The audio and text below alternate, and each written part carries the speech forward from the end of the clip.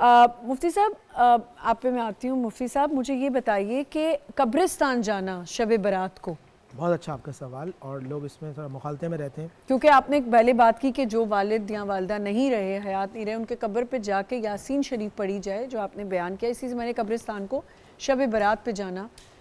دیکھیں ترمذی شریف کی جو حدیث ہے جس کی راویہ اما عائشہ صدیقہ طیبہ طاہرہ رضی اللہ تعالیٰ ہے، ترمذی شریف کے اندر یہ کہ نبی السلام کو اللہ کے نبی صلی اللہ علیہ وسلم کو اما عائشہ نے جنت البقیع کے اندر پایا تھا، نبی اسلام وہاں موجود تھے.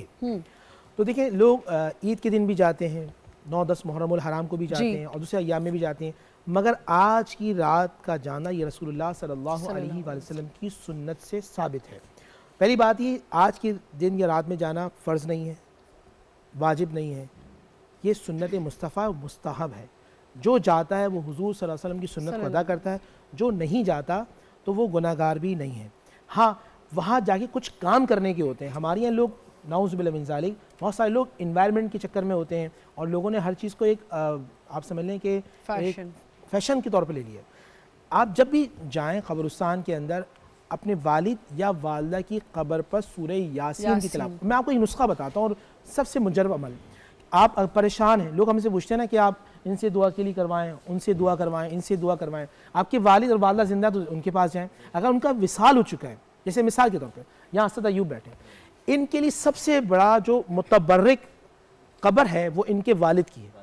یہ اپنے والد کی قبر پہ جائیں، سورہ ملک پڑھیں، سورہ یاسین پڑھیں، اذکار و وظائف کریں اور دعا کر دیں. اور دعا کرنے کے بعد جن کی والد یا والدہ کا انتقال ہو چکا سب سے پہلے ان کی بخشش و مغفرت کی دعا مانگیں. اور دعا کرنے کے بعد جو بندہ اپنے لیے دعا مانگے گا اللہ سبحانہ و تعالیٰ بن مانگے عطا فرما دے گا. کچھ چیزیں ایسی ہوتی ہیں مانگنا نہیں پڑتا بلکہ اللہ سبحانہ و تعالیٰ عطا فرما دیتا، کرم فرما دیتا ہے، لطف ہوتا ہے. تو آج کی رات میں استغفار، سورہ ملک، سورہ یاسین، اور پھر میں نے آپ کو بہن کے پروگرام میں پہلے بھی کہا تھا سورہ بقرہ. سورہ بقرہ کی کچھ آیاتیں ایسی ہیں جو اللہ کے نوروں میں سے ایک نور ہیں، اور بالخصوص سورہ بقرہ کی آخر کی 2 آیتیں. آج کی آخر کی 2 آیتیں وہ کثرت سے پڑھیں. تہجد کا وقت وہ ہوتا ہے، میں نے آپ سے پہلے بھی عرض کیا تھا کہ میرے والد صاحب رحمۃ اللہ فرماتے تھے فجر وہ پڑھتا ہے کہ جو اللہ سے محبت کرے، اور تہجد وہ پڑھتا ہے اللہ جس سے محبت کرے. تو آپ آج کی رات، کیونکہ مولا کائنات سیدنا علی شیر خدا نے فرمایا کہ آج کی رات جاگو اور اگلے دن کا روزہ رکھو. تو آپ رات میں قبرستان گئے، وہاں نے اذکار کیے، گھر آئے، تھوڑی دیر آرام کر لیا، سو گئے، اور تہجد میں آپ نے اور ایک وظیفہ یاد رکھیں، لا الہ الا اللہ وحدہ لا شریک لہ الملک ولہ الحمد وہو علی کل شیء قدیر. یہ قبرستان میں پڑھ سکتے ہیں اور اپنے گھر کے اندر.